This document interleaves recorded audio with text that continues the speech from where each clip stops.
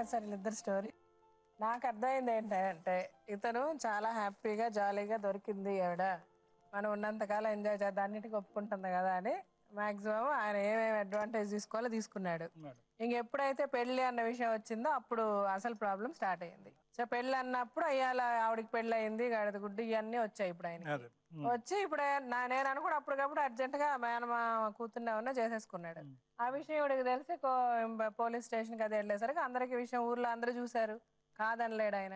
అందుకని సరే ఇద్దరిని పెళ్లి చేసుకుందామని సెటిల్ అయిపోయాడు. కానీ ఇప్పుడు అక్కడ తేడా ఎక్కడ వస్తుందంటే అతను అంటాడు ఇద్దరిని చేసుకుని ఇద్దరిని చూసుకుంటానని చెప్పి ఆల్రెడీ ఆమె చేసేసుకున్నాను అంటున్నాడు. ఈవిడ అంటది ఆ టైంకి అసలు అతను చేసుకోనే లేదు, నన్నే చేసుకున్నాడు, ఎల్లరికో నా దగ్గరే వచ్చి ఉంటాను అన్నాడని ఈవిడ అంటుంది. ఇప్పుడు దీనికి ఎట్లాగో డాక్యుమెంటేషన్ ఉండి ఉండాలి. మీరేమైనా చూసారా డాక్యుమెంట్స్ పెళ్లి డాక్యుమెంట్స్? సో యాక్చువల్గా అకార్డింగ్ టు డాక్యుమెంటేషన్ ఏది రైట్ మేడం? అసలు అయితే ఇందులో బోల్డ్ అన్ని ట్విస్ట్లు ఉన్నాయండి.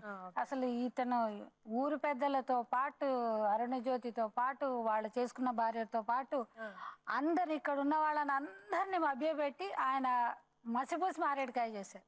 అసలు ఇక్కడ అంతా ఈ డాక్యుమెంట్స్ చూస్తుంటే ఈయన మరి ఎప్పుడు సెకండ్ ఫస్ట్ ఆ మ్యారేజ్ ఎవరైతే ఇప్పుడు అరుణజ్యోతిని కాకుండా ఇంకొక అమ్మాయిని ఎప్పుడు పెళ్లి చేసుకున్నావు అని అంటే 14 days ముందు అని చెప్తున్నారు. అంటే మరి అది వ్యాలిడ్ మ్యారేజ్, డెఫినెట్గా అది వ్యాలిడ్ మ్యారేజ్. అదంటే మేబీ అది ఒక రోజు ముందు చేసుకున్నా 2 రోజుల ముందు చేసుకున్నా అదైతే వ్యాలిడ్ మ్యారేజ్. మరి ఎప్పుడైనా కూడా ఏదైనా పెళ్లికి ఎసెన్షియల్ ఇంగ్రీడియంట్స్ అని మనం అంటామండి. అంటే సప్తపది, అగ్నిహోత్రం అలాంటివన్నీ ఉంటాయి.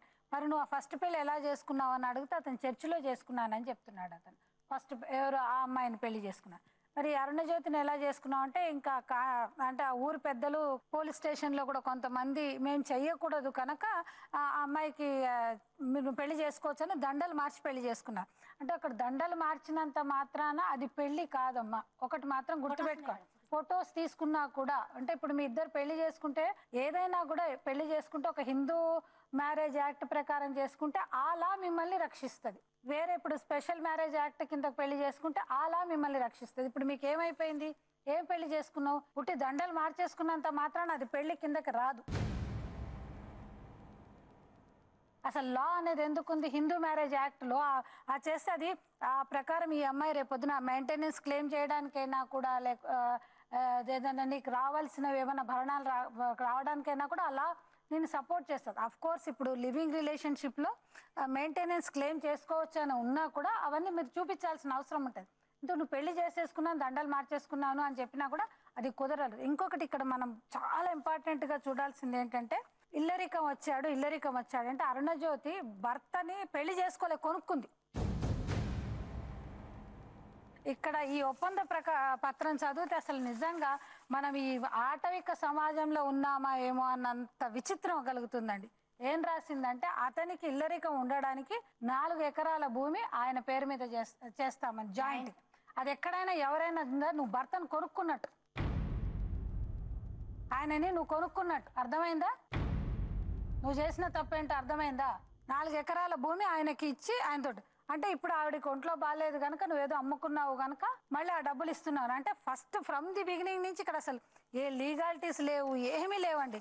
పెళ్లి చేసుకున్నాను అంటుంది, దానికి ఆ పెళ్లి అసలు పనికిరాదు, ఏది డబ్బు తీసుకునేది చేసుకున్నదని. ఇంకోటి నెక్స్ట్ ఏంటంటే ఎప్పుడైతే ఈమె పిఎస్లో లెటర్ ఇచ్చిన తర్వాత ఇది నిజంగానే వాళ్ళు కూడా తేల్చలేని సమస్య. అతనికి ఆల్రెడీ పెళ్లి అయిపోయింది, మరి వీడికి న్యాయం ఎలా జరగాలి అంటే మరి అవుట్ ఆఫ్ కోర్ట్ సెటిల్మెంట్ అని అనుకున్నారో ఏమో తెలియదు. కానీ ఇతను మొత్తం ఊరు ప్రజలకు అందరికీ మోసం చేసి ఈయన పేపర్లో వేయించుకున్నది ఏంటంటే ప్రేమ జంటకు వివాహము అని రాయించుకున్నారు. అవునా? మీరు ప్రేమ జంటలా?